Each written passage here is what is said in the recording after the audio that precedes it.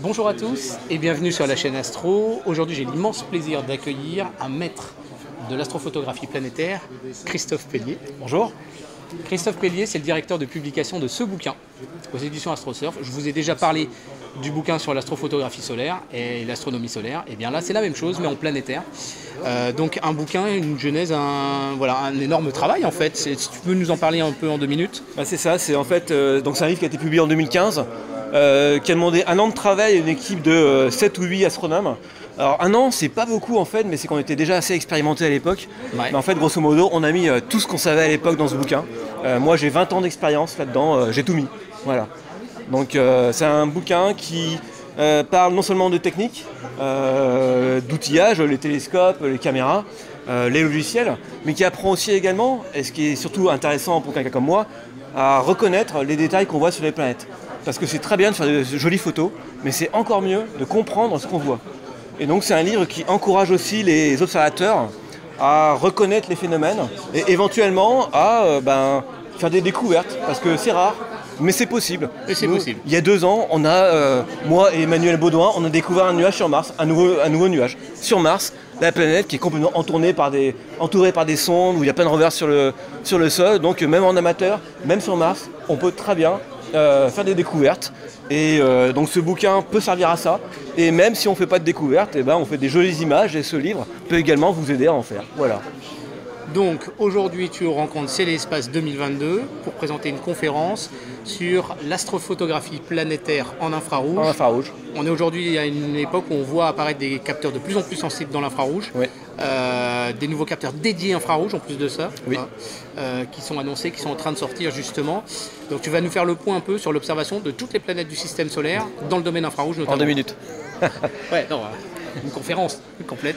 En disant que l'infrarouge en fait c'est une longueur d'onde. Alors déjà c'est une longueur d'onde qui est facile à utiliser parce que la turbulence est faible, parce que les instruments sont bons dans cette longueur d'onde. Et y a plein de choses à voir sur les planètes. Les planètes gazeuses réagissent, réagissent beaucoup en changeant la longueur d'onde, par exemple avec un filtre infrarouge large. Sur Jupiter, on va voir les nuages avec beaucoup de contraste sur les petits détails. On peut aller dans la bande du méthane, où là on va voir la hauteur des nuages, c'est très différent. Et même... Je précise quand même, filtre méthane, je vous ai fait un live sur la chaîne, c'était son ancien filtre que je lui avais racheté. C'est mon ancien filtre, merci Christophe. C'est moi qui te remercie. Mais voilà, effectivement, il y a plein de choses à voir. Moi, ce qui m'a bluffé, c'est les white spots sur Neptune et Uranus. Qui sont, les tempêtes. C'est du high level quand même déjà, mais il faut les sortir. Ouais. Et puis carrément sur Vénus. Sur Vénus, ça m'a scotché. Ouais. Parce que sur Vénus, en fait, on peut voir la chaleur de la surface du côté nuit.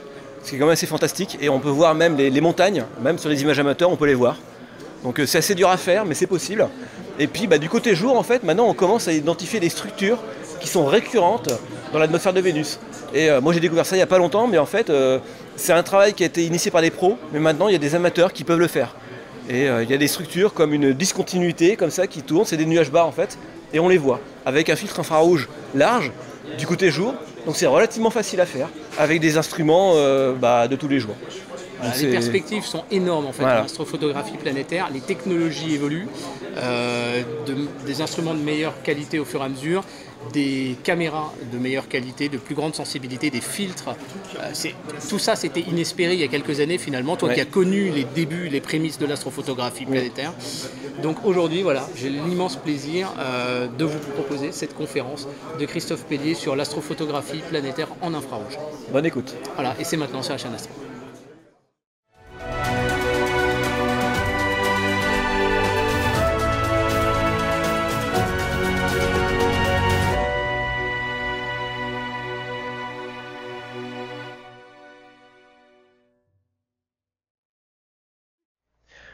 C'est comme vient de dire Patrick, en fait, donc dans l'infrarouge, pour faire de la photo planétaire, c'est un domaine dans lequel il y a pas mal de choses intéressantes à observer, et c'est en plus, comme on va le voir, un domaine qui est plutôt facile d'accès pour un amateur par rapport à d'autres types d'observations. Alors on va commencer par faire une petite précision sémantique, parce que spontanément, quand on parle de l'infrarouge, beaucoup de gens pensent à la chaleur.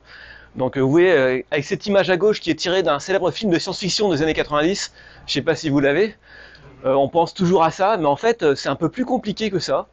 Alors l'infrarouge, On va parler brièvement de la notion de corps noir et de rayonnement thermique. Quand on fait référence à ce type d'image, c'est qu'on parle en fait d'un rayonnement qui est propre à un corps. D'accord? Là à gauche, vous avez des spectres d'étoiles, une étoile bleue, une étoile jaune comme le Soleil, une étoile rouge.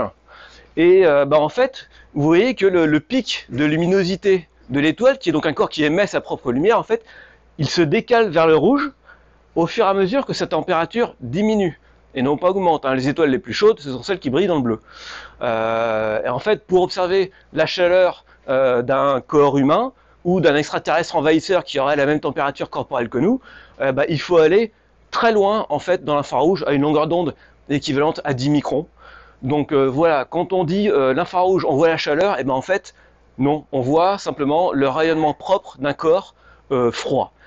Donc petite précision sémantique. Et pour terminer là-dessus, la limite de température à laquelle l'œil peut voir le rayonnement propre d'un corps, donc le rayonnement qu'il émet, pas celui qu'il reçoit, il est matérialisé dans la vie de tous les jours par les braises d'un barbecue, qui vont atteindre au moins 800 degrés. Et quand un corps commence à atteindre 800 degrés, pour notre œil, il se met à émettre en rouge très profond.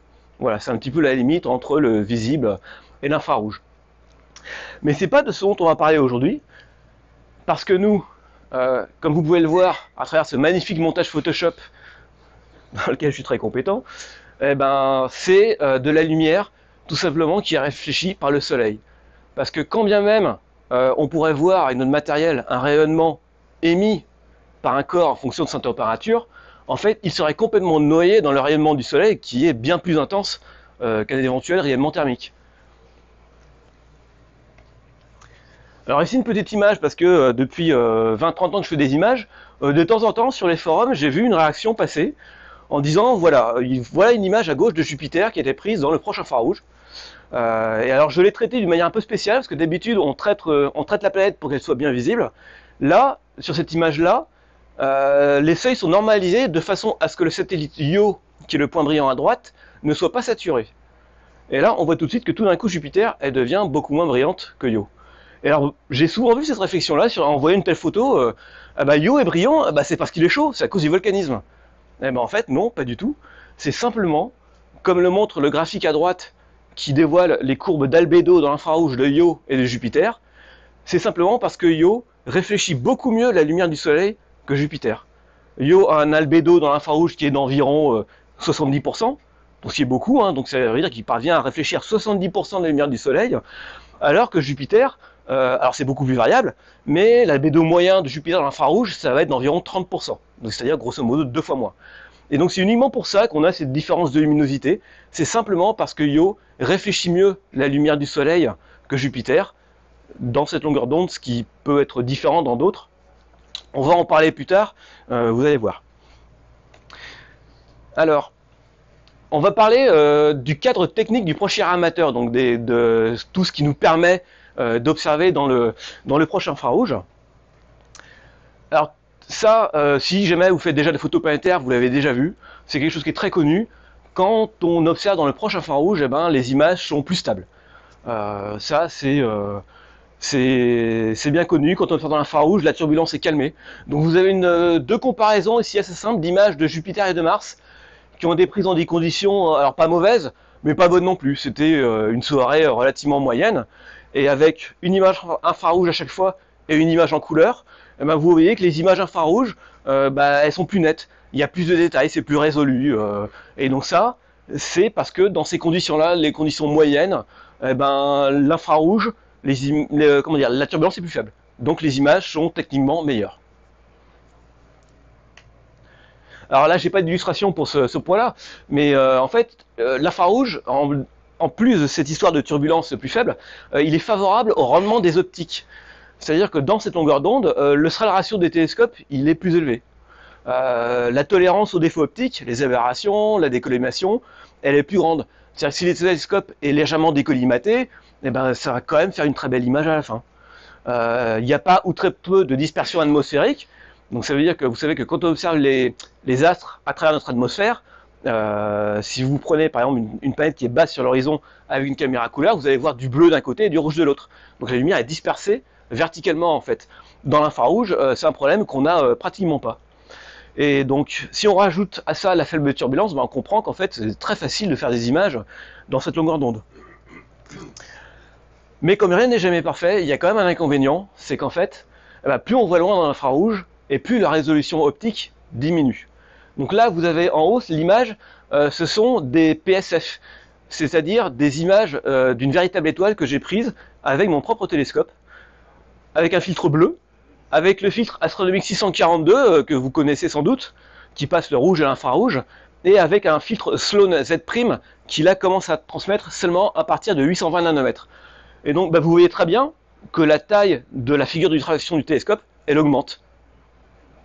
Et donc ça, quand la taille de la figure d'ultraflexion augmente, la résolution diminue. C'est comme si j'utilisais un télescope plus petit. Mon 300 mm dans l'infrarouge, il va avoir l'équivalent d'un télescope de 250 dans le visible, par exemple. Voilà. Et là, vous avez des vraies images des anneaux de Saturne, donc les anneaux qui sont un détail qui réagit presque de façon pure à la longueur d'onde. On voit très bien qu'en se déplaçant du vert vers l'infrarouge profond, en fait, la résolution diminue. La division de Cassini est plus grossière, les artefacts de rebond sont mieux visibles. Voilà.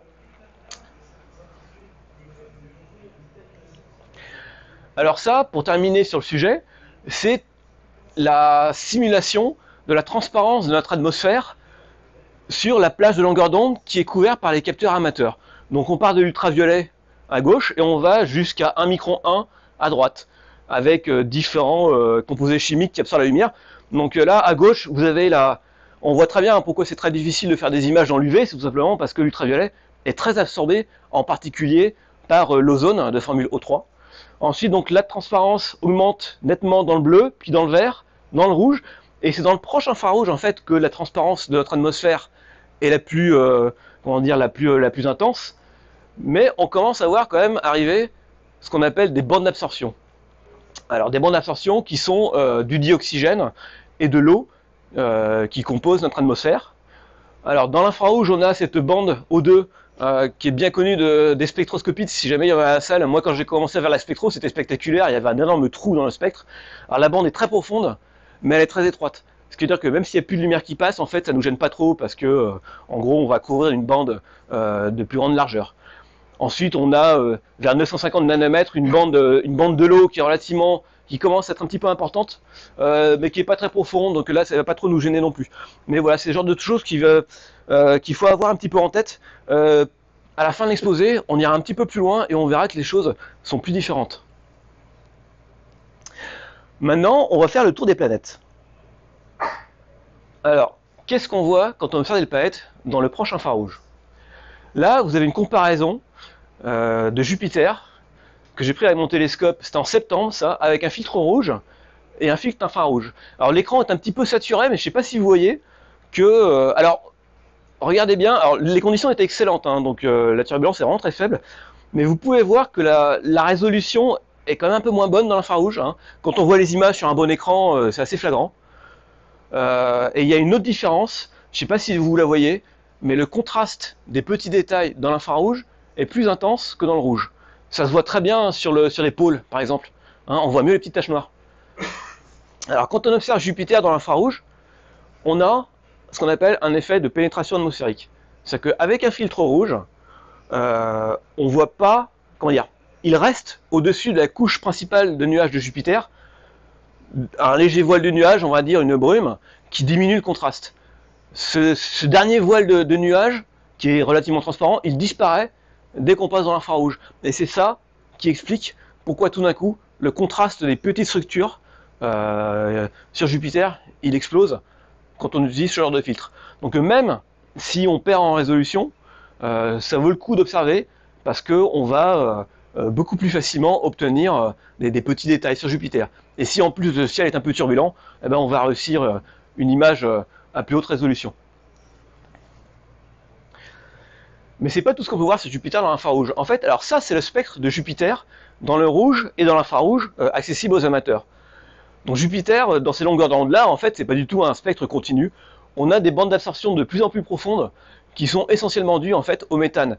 Alors il y a à peu près 2% de méthane dans l'atmosphère de Jupiter, donc c'est pas beaucoup, mais c'est un gaz qui a une grande capacité à absorber la lumière rouge et infrarouge, et de plus en plus à mesure qu'on se décale vers l'infrarouge. Et alors ce qui va être très intéressant, c'est d'observer dans ces bandes avec des filtres étroits pour voir un petit peu ce qu'on voit. Et alors Jupiter dans le méthane a un aspect très très différent de ce qu'on voit dans l'infrarouge que j'ai mis avant, qui est une bande très large en fait, et on capte essentiellement de la lumière qui est réfléchie par la planète. Là, c'est une bande où quasiment toute la lumière est absorbée. C'est celle à 890. Donc l'albédo de Jupiter dans cette bande, il est seulement de 5%. Donc ça veut dire qu'il ne parvient plus à réfléchir que 5% de la lumière du Soleil qu'il reçoit, contre 30 à 40% en moyenne. Et alors là, ce qu'on voit, c'est un petit peu différent. C'est-à-dire qu'on a des contrastes assez élevés entre des taches. Vous voyez la grande tache rouge qui est absolument très brillante. Alors là, si mon image à moi, elle est juste en dessous de la saturation, là sur l'écran elle est saturée. Vous avez une bande très brillante à l'équateur. Alors là, ce qu'on voit dans le méthane, en fait, comment dire, c'est un code qui nous permet de voir l'altitude relative des nuages. C'est-à-dire que les détails les plus brillants, en fait, ils ont moins de méthane au-dessus d'eux que les nuages plus bas, et donc là, leur lumière qui réfléchit est moins absorbée, vu qu'il y a moins de méthane. Et donc c'est pour ça qu'ils sont plus brillants que les autres détails. Donc en gros, la grande tache rouge, c'est un détail qui est vraiment très élevé, et vous avez les bandes nuageuses, vous avez des détails au contraire qui sont très sombres, et là on sait que ce sont des endroits en fait où la profondeur est relativement très importante. Et donc il y a des petites variations, je vous présenterai d'autres images de méthane dans quelques minutes, on verra qu'il y a des choses qui bougent là-dedans, mais retenez ça, voilà. Donc quand on regarde Jupiter dans la bande du méthane, on voit l'altitude des nuages. Alors ça, c'est une autre bande du méthane, c'est celle... Voilà, c'est celle qui est tout au bout, là-bas, c'est la bande Y. C'est une bande qui est pratiquement aussi profonde, enfin pas autant, mais qui est plus large. Alors là, on a un peu, en fait, un mix d'absorption méthane et de réflexion. Donc on se rend compte que le schéma est quand même un petit peu le même, mais le contraste est plus faible. Alors ça, ce sont des images de Jupiter que j'ai prises à AstroKira le mois dernier, je ne les ai pas encore mises sur AstroSurf. Elles sont faites au 500. Donc avec un télescope qui m'a permis d'obtenir une résolution bien meilleure qu'avec mon petit 300 en pleine. Donc là vous avez de l'infrarouge classique, le méthane au milieu, et toujours le filtre Y à droite. Donc bon, c'est juste pour le plaisir des yeux, voilà. Ça, alors maintenant on passe à Saturne. Alors Saturne, c'est une planète qui est très très similaire à celle de Jupiter.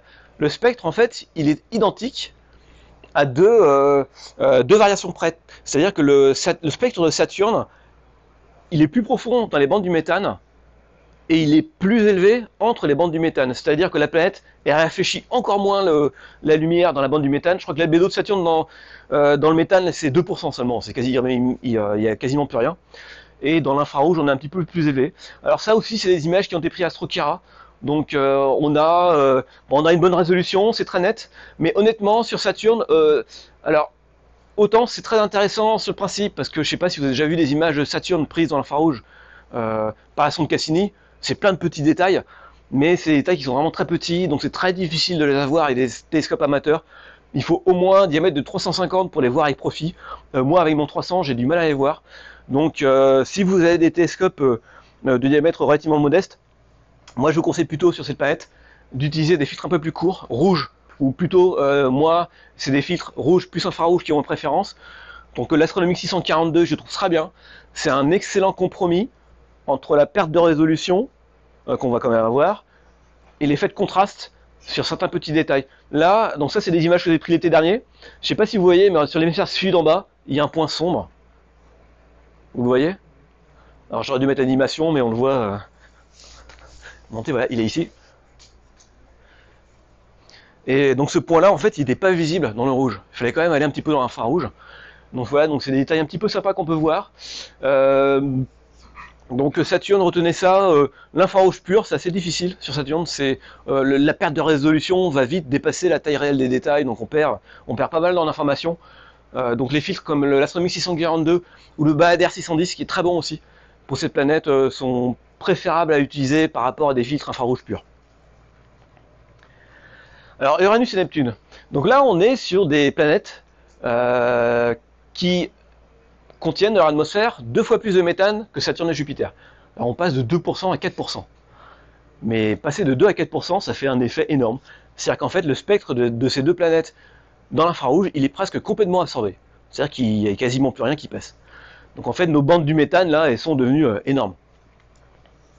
Et alors, ce qu'on voit sur Uranus et Neptune dans le proche infrarouge, alors évidemment, ces petites planètes, hein, on n'a pas beaucoup de détails, mais on a quand même des informations intéressantes. Alors bon, là, c'est encore un peu saturé, mais là, à gauche, en haut à gauche, vous avez une série d'images que j'ai faites l'an passé sur Uranus. Les images de Hubble, bon, vous ne les voyez pas, mais en fait, il y a une région brillante hein, qu'on voit avec le filtre 740, là. Donc, ce qu'on voit sur Uranus, c'est, en ce moment, c'est une région brillante, polaire, qui va devenir de plus en plus importante à mesure que le pôle est en train de se tourner vers nous. C'est un détail qui va évoluer lentement en fonction des saisons. Genre, j'ai plus trop les années en tête, mais je crois que d'ici 10-15 ans, en fait, le pôle d'Uranus sera presque complètement tourné vers nous.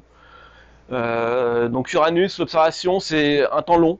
On observe surtout des variations de grande échelle sur les saisons. Il y a très rarement des tempêtes. On en a observé quelques-unes sur les années 2010 à 2015. Et puis ça s'est, à l'échelle amateur, hein, je veux dire, et ça s'est très vite tari. Je crois que la dernière fois qu'on est parvenu à voir un spot brillant sur Uranus en amateur, c'est en 2014, ça fait déjà 6 ans, on n'a pas vu depuis. En bas, vous avez des images de Neptune. Alors Neptune, c'est une planète qui est beaucoup plus active qu'Uranus, malheureusement beaucoup plus petite. Donc c'est très difficile en amateur d'avoir des images, mais vous voyez comment il y a pas mal beaucoup de petites taches brillantes. Alors là, c'est des images de Hubble à gauche. Et à droite, ce sont des images qui ont été prises avec les filtres Sloan au Calar Alto, qui est un télescope de 2 mètres espagnol qui est situé dans la Sierra Nevada. C'est pas moi qui les ai prises. Et alors ça, on peut faire ça en amateur, hein. C'est très difficile, mais c'est possible. Par contre, il faut au moins un télescope de 350. 300 c'est possible, hein, mais c'est quand même assez dur. Moi j'ai déjà fait Neptune dans des bonnes conditions, mais bon, on se bat un peu contre la difficulté du traitement, la turbulence, les artefacts, c'est quand même assez difficile. Mais voilà une bonne cible si jamais vous avez un très bon télescope, un très bon ciel et que vous maîtrisez bien le sujet. Neptune, c'est un objet qui est très intéressant à suivre en infrarouge. Il y a eu de nombreuses publications pro-amateurs qui ont été faites sur cette planète grâce à ça. Donc si jamais ça vous intéresse, faut pas hésiter. C'est dur, mais ça en vaut la peine. Alors voilà un petit peu pour une dernière explication. Pourquoi est-ce qu'Uranus ressemble à ça ? En fait, Uranus, alors ça c'est des images de Hubble qui ont été prises il y a plusieurs années, donc ça fait depuis 2015 je crois. Et alors le télescope Hubble, il utilise des filtres beaucoup plus étroits que les nôtres, donc représentés par la largeur des bandes que vous voyez. Donc à gauche vous avez un filtre pur méthane, donc il n'y a quasiment plus rien, hein. La planète est extrêmement absorbante. Au milieu vous avez un filtre qui est alors pur continuum, ça veut dire que là on est sur un pic d'émission où en fait la planète parvient à quasiment tout réfléchir. Ce qu'on appelle un continu en fait. Et à droite, le 953, il est à cheval entre les deux, mixte. Et donc c'est ça qui explique l'aspect qu'on voit nous avec une région polaire brillante et le reste qui est plus sombre. C'est qu'en fait, comme nos filtres sont très larges à nous, en fait c'est un mixte entre l'absorption méthane et la réflexion. Alors sur Mars maintenant, Mars, pour moi dans l'infrarouge, c'est une planète qui a assez peu d'intérêt. Là on est sur un cas de quasiment chimiquement pur de variation inverse entre la résolution et le contraste. C'est-à-dire que sur Mars, dans l'infrarouge, si vous voulez plus de contraste, vous allez devoir perdre en détail. Et à l'inverse, si vous voulez plus de résolution, il va falloir accepter de perdre en contraste. Donc ça, c'est des images qui ont été prises en 2020 au 601 Astrocara, et même avec un tel diamètre, en fait, on voit très bien que la résolution, les petits détails sont plus grossiers à 1 micron que dans le rouge, par exemple. Donc voilà, donc c'est sympa, il y a beaucoup de contraste, mais il n'y a pas grand-chose d'intéressant à voir, sauf quand il y a des tempêtes de poussière. Alors là, l'infrarouge devient plus intéressant parce que grâce à sa capacité à pénétrer les atmosphères un petit peu juste embrumées, entre guillemets, ou empoussiérées, l'infrarouge nous permet de mieux voir la position des nuages. Après, je sais, vous allez me dire, oui, Christophe, les tempêtes de poussière sur Mars, il n'y a que toi qui t'y intéresse, nous on s'en fiche, nous ce qu'on veut, c'est des petits détails sur la surface.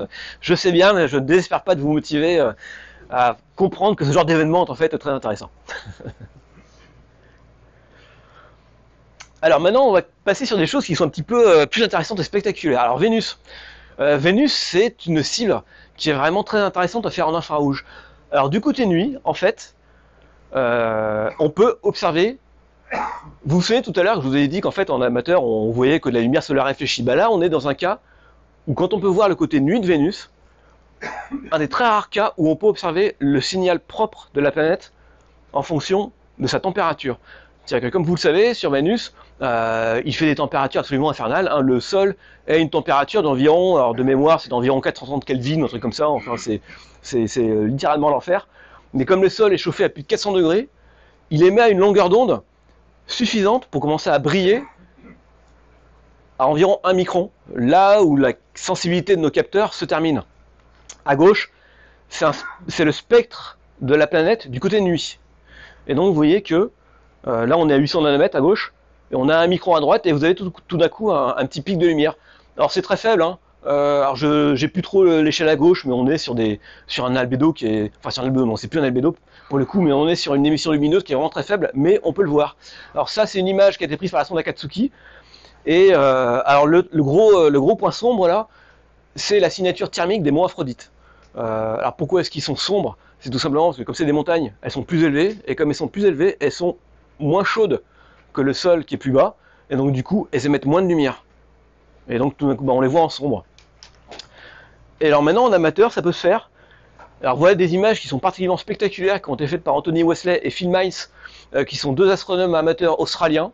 Alors ils ont utilisé le télescope de Phil Miles, qui est un télescope Newton de 500 mm, donc un grand diamètre, et ils ont obtenu une image du signal thermique de la surface qui est vraiment, enfin, c'est possible de faire ça ici avec des télescopes plus petits, mais ce sera jamais aussi bon que ça, c'est vraiment spectaculaire.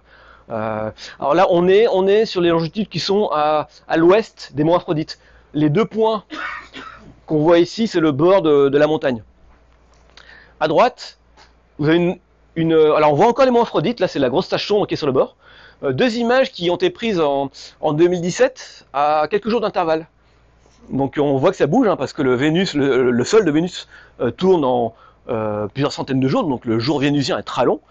Donc ça bouge un tout petit peu. Et alors il y a un détail un petit peu bizarre, je ne sais pas si vous le voyez, il y a une tache brillante. Et alors ça nous a un peu étonné, parce que alors pour le coup on l'a sur deux images, ça ressemble pas à un artefact, et sauf qu'un point brillant c'est un point qui devrait être très chaud. Il n'y a aucune montagne dans cette région-là. Et alors l'hypothèse à laquelle on a pensé, enfin au moins les amateurs, tout, bah pourquoi ce serait pas un peu d'activité volcanique? Parce qu'il n'y a pas de volcan non plus là. Donc c'est une observation un peu particulière qui a été faite. C'est assez fascinant. On ne sait pas trop ce que c'est. Donc voilà. Donc c'est faire Vénus à 1 micron. Ça peut être intéressant rien que pour ça. Peut-être qu'on peut trouver des choses qui n'étaient pas prévues, même en amateur. Tu sais avec quelle caméra il filme? Ouais, alors ça c'est. Alors j'allais y venir un petit peu. Ce sont des caméras CCD, des Grasshopper. Je sais plus la marque. Ce sont pas des CMOS, parce que les capteurs CMOS ils ont un problème, c'est qu'en fait on a des artefacts quand on essaie de faire le signal thermique de Vénus. C'est très moche, il y a des reflets partout. Ça c'est une image qui a été faite par John Boudreau, un amateur américain, avec la 462. À droite c'est une image que j'ai faite en 2020 avec le capteur 183, et en fait il y a des réflexions sur les micro-lentilles, et c'est extrêmement handicapant.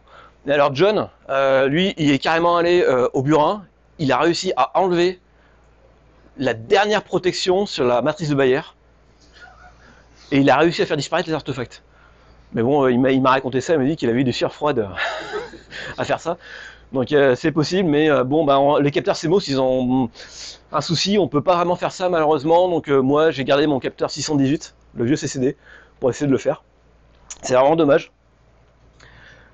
Alors maintenant Vénus du côté jour. Alors jusqu'à présent, Vénus du côté jour, en infrarouge, c'était ça, bon, il y avait des bandes, c'était toujours ça, c'était pas forcément très passionnant. Et puis ces dernières années, on a commencé à voir émerger des détails un petit peu différents. Alors ça c'est un travail qui a été réalisé par des amateurs essentiellement espagnols, enfin des amateurs, non, des professionnels, pardon, à partir des données de la sonde Akatsuki. Alors la sonde Akatsuki, elle peut observer à plusieurs longueurs d'onde dans l'infrarouge.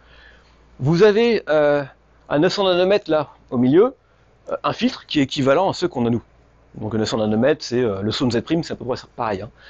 Et un filtre, je le décrirai plus longtemps après, du côté nuit, qui observe à plus de 2 microns. Donc là on est un peu plus loin, on est au-delà de la limite de nos capteurs. Et on a observé une barre bizarre en fait. Hein. Et c'est comment dire, c'est une discontinuité, c'est une vague qui se déplace quasiment au-dessus du sol de Vénus. Et alors ils ont identifié d'autres trucs. Donc ça, ils ont tout passé en cartographie. Et on commence à voir émerger des phénomènes identifiables répétitifs. Donc là, la discontinuité, c'est un phénomène en fait qui est quasiment tout le temps là. En fait, on l'a observé depuis plusieurs années. Et vous avez un bord ondulant, le wavy border. Vous avez un shear, donc c'est un déchirement de vent, des choses comme ça. Alors ces images sont assez spectaculaires, mais il faut savoir qu'en fait, il y a des amateurs qui ont réussi à faire pareil. Et la bonne nouvelle, c'est que ces images-là, qui ont essentiellement été faites du côté nuit, dans des longueurs d'onde qui nous sont accessibles, en fait, apparemment, du côté jour, avec nos filtres à nous, on peut identifier les mêmes structures. C'est-à-dire que ça, c'est un travail qui a été publié par des amateurs et des pros à partir de données uniquement amateurs et qui montrent les mêmes détails. On retrouve la discontinuité. Je ne sais plus où on la voit. Je la vois plus. À droite, voilà. Le bright streak, je pense. Le bord ondulant, on le voit aussi. Donc bon, le contraste est trop faible pour l'écran, mais voilà.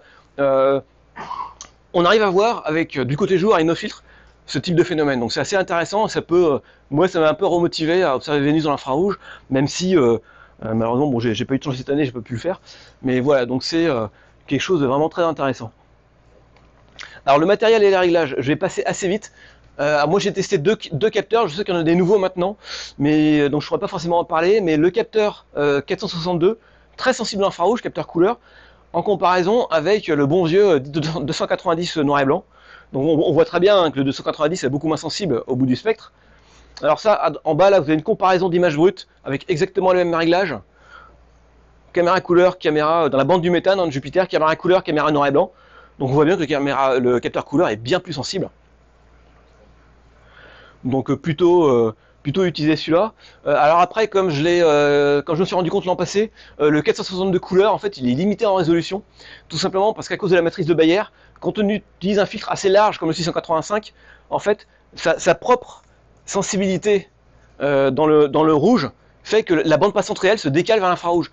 Ce qui fait que, alors, ça se voit peut-être quand on regarde l'image du milieu, en fait, la résolution de Jupiter avec le capteur couleur, en dépit de la sensibilité améliorée, elle est plus faible. Ça joue pas beaucoup, mais elle est quand même plus faible. Donc, pour utiliser, alors je vais revenir après. Voilà, pour utiliser choisir entre les deux capteurs, pour moi il y a une limite à environ 750 nanomètres. Si vous voulez observer avant, il vaut mieux un capteur noir et blanc. Si vous voulez observer après, là ça vaut le coup de passer au capteur couleur, en particulier pour la bande du méthane. Parce que, voilà, moi j'ai ressorti la 290 pour faire l'infrarouge au mois d'octobre. Dans de bonnes conditions, ça a très bien marché. Là, je me suis rendu compte qu'en fait, c'est un capteur qui, même à un micron, il marche très bien. Alors, j'avais 2 fois moins d'images qu'avec le capteur couleur, mais les images sont nettes, la résolution est bonne, donc ça marche quand même très bien. Alors, je vais essayer de terminer si j'ai le temps. Ouais. On va faire un petit tour en astronomie professionnelle. Parce que c'est toujours bon d'aller voir un petit peu les choses qui sont au-delà de ce qu'on fait, pour voir s'il n'y a pas des choses un petit peu stimulantes. Surtout qu'on a un petit peu parlé sur AstroSearch, je ne sais pas si vous avez vu passer les discussions, mais il y a un nouveau capteur qui arrive maintenant sur le marché, qui est commercialisé par ZWO et peut-être QHY si je ne me trompe pas, le 991. Et alors nos capteurs à nous habituels, ils s'arrêtent à 1 micron, 1, mais celui-là, il va jusqu'à 1 micron 7.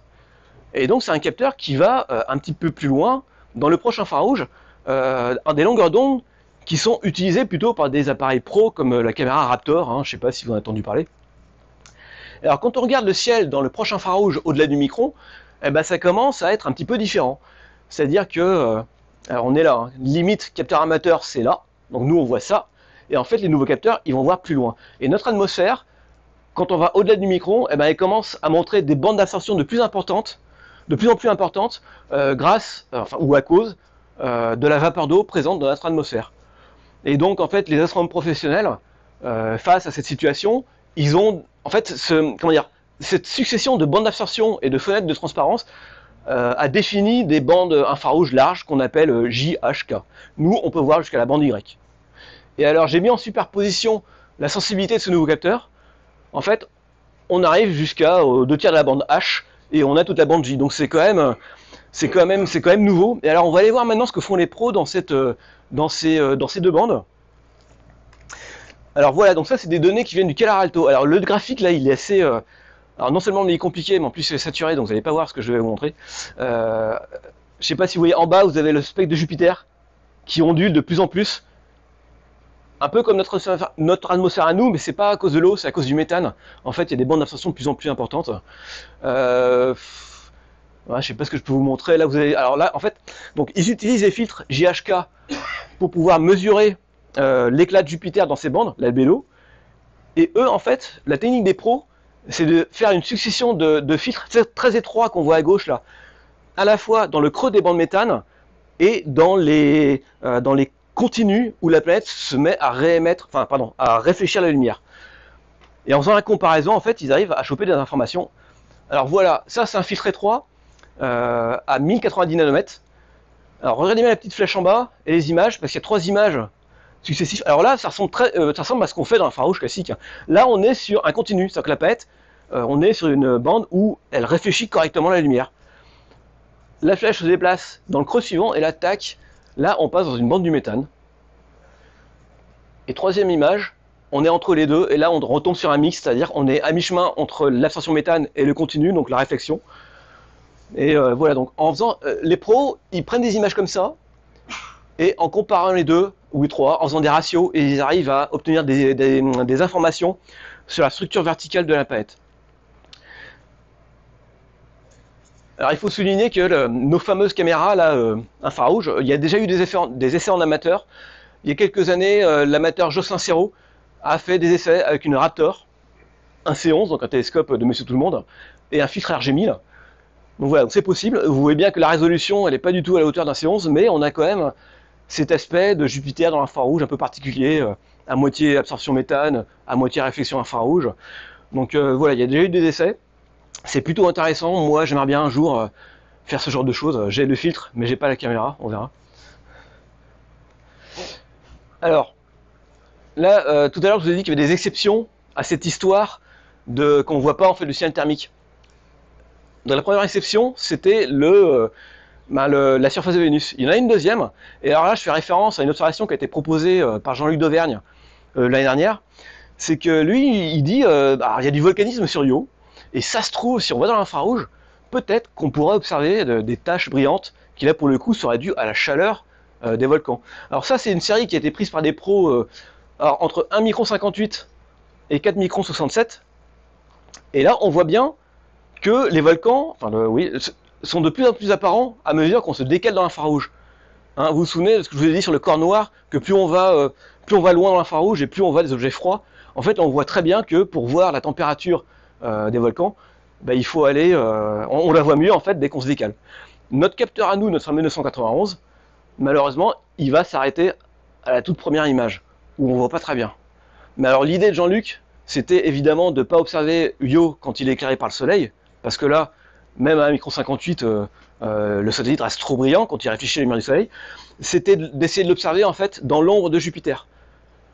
Et alors, avec nos caméras amateurs où on va jusqu'à 1 micron, en fait, on ne sait pas si on peut observer un truc comme ça. C'est pourquoi pas. Mais en tout cas, avec cette caméra-là, les nouvelles caméras, je pense qu'on pourrait détecter un signal. Même si la résolution est plus faible, je pense qu'on verra un point brillant. Mais alors, le plus spectaculaire pour moi, c'est d'essayer de voir les nuages bas de Vénus. Quand on va au-delà du micron, du côté nu de Vénus, en fait, on commence à voir les nuages qui sont juste au-dessus de la surface. Alors pourquoi on les voit? C'est parce qu'en fait ils commencent à opacifier le rayonnement thermique de la surface, qui est chaude. Donc on les voit un petit peu en ombre chinoise, comme on dit. Et alors ça donne des images qui vous avez peut-être déjà vues, notamment un superbe montage qui a été fait par Damien Bouic, qui a fait un truc, une image en fausse couleur du côté nuit, je sais pas si ça vous dit quelque chose, avec ces images-là, c'était vraiment fantastique. Là à gauche, vous avez une image qui a été prise du sol, par le télescope infrarouge d'Hawaï, l'IRTF. Alors en bande K, vous vous souvenez que la bande K, sur le schéma tout à l'heure, on a vu qu'elle ne nous était pas accessible. Mais malgré tout, sur des longueurs d'onde plus courtes, en fait, ces choses-là, on va les voir. On peut les voir à partir de la bande J, environ, donc un micron 2. Là à droite, vous avez un essai qui a été fait par un astronome allemand qui s'appelle Sébastien Voltmer, avec une caméra Raptor, donc la même sensibilité que le 991, un filtre Z', comme on peut en avoir. Et vous voyez que du côté de nuit, on voit ces nuages. Donc, moi, c'est possible. Alors, moi, je rêve de faire ce genre d'observation. C'est complètement fascinant au-delà de la surface. On voit des trucs du côté de nuit de Vénus. Je trouve ça vraiment, c'est vraiment chouette, quoi. Alors, je termine sur Uranus et Neptune. Alors, dans les bandes J et H, donc ça, c'est des images qui ont été prises au Calar Alto avec toujours ce même type de capteur. On voit un petit peu la même chose. Neptune est de plus en plus absorbante, donc on voit super bien les planètes qui commencent à briller dans un environnement très sombre. Uranus, c'est quasiment la même chose. Alors on s'était un petit peu posé la question de savoir si ces caméras pourraient nous aider à détecter les anneaux d'Uranus et Neptune. Alors je suis allé voir les images de James Webb, que vous avez certainement vu, cette image spectaculaire de Neptune avec les anneaux et des galaxies en arrière-fond. Je les ai récupérées sur le site. Alors l'image que vous avez vue, elle est faite en 4 bandes, donc c'est en quadrichromie. Sur les 4, il y en a une seule en fait qui rentre dans la sensibilité du nouveau capteur, c'est le filtre qui a 1 micron 4. Alors j'ai récupéré, et en poussant les niveaux, j'ai essayé de voir si on voyait les anneaux, mais en fait, vous voyez qu'on voit les anneaux, mais je pense qu'avec des télescopes amateurs, même avec cette caméra, en prenant en compte la baisse de la résolution, sur Neptune, ça va quand même être très dur de voir les anneaux. Alors malheureusement, Webb, à ma connaissance, n'a pas observé Uranus, donc on ne peut pas savoir ce que ça donne sur les anneaux d'Uranus. Voilà, dans tous les cas, ce type de capteur sur ces 2 cibles-là, il vaut mieux utiliser un très grand télescope. Moi, je pense que c'est ce genre de caméra qui conviendrait bien mieux à un observatoire associatif amateur comme Astrokira ou d'autres, ou au Pic du Midi. Là, je pense qu'on verra des choses assez intéressantes. Voilà, donc je pense que j'ai réussi à faire tenir mes 46 slides dans moins de 45 minutes. Je suis content. Merci.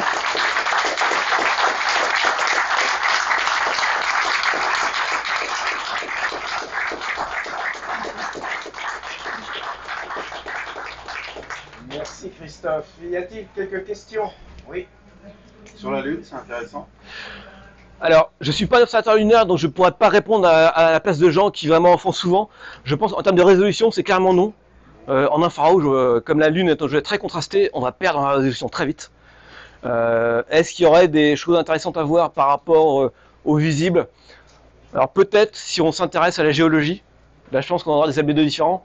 Il y a des gens qui ont fait des images en fausse couleur sur la Lune en comparant différentes bandes. Jean-Marc Leclerc l'avait fait. Donc là, on va avoir des choses un peu différentes. Nicolas Dupont-Bloch, il l'avait fait aussi. Donc peut-être là-dessus. Est-ce qu'il y a d'autres choses? Là, par contre, je sais pas. Une bonne question à poser à des gens qui font de la Lune. L'ADC là-dessus, est-ce que... Alors, bonne question. J'ai oublié de le dire. Non, sur l'infrarouge, honnêtement, à moins d'être très bas dans le ciel ou d'observer avec un filtre comme le 685 qui est comme très large, vous pouvez oublier l'ADC sur l'infrarouge. D'autant plus que les ADC ont tendance à absorber l'infrarouge. En méthane, on va perdre 20 à 30% de lumière, ce qui est beaucoup. Donc, la question, en fait, c'est, par exemple, je suis sur Jupiter, je suis calé en normal, je mets quelques photos, puis j'ai ma roue à filtre, je veux passer à IR en 142, j'ai une chaîne, ouais. Toujours en état réglé sur mon premier filtre. Oui, ouais. Oui ou non? Alors, ça pose aucun souci.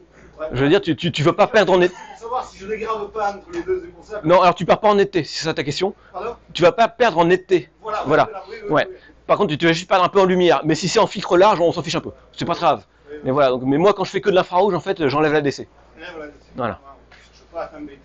Voilà, d'autant plus qu'on n'a pas besoin d'avoir une focale plus importante. Donc c'est bien. Moi, j'ai moins de tirage avec sans ADC. Donc je fais avec une focale moins longue. Voilà. Donc c'est pas la peine de vous emmerder effectivement si vous avez tous les filtres dans une seule roue à filtre, gardez-le, mais si vous pouvez, enlevez-le. Une autre question? Non, ben écoutez, je vous rappelle que Christophe était le maître d'œuvre d'un livre qui s'appelle Astronomie planétaire, et je crois que tu vas le dédicacer sur le site AstroSearch. C'est ça, à partir de 17h30, moi et mon stylo, il faudra chauffer le poignet. Voilà. Merci Christophe. Merci.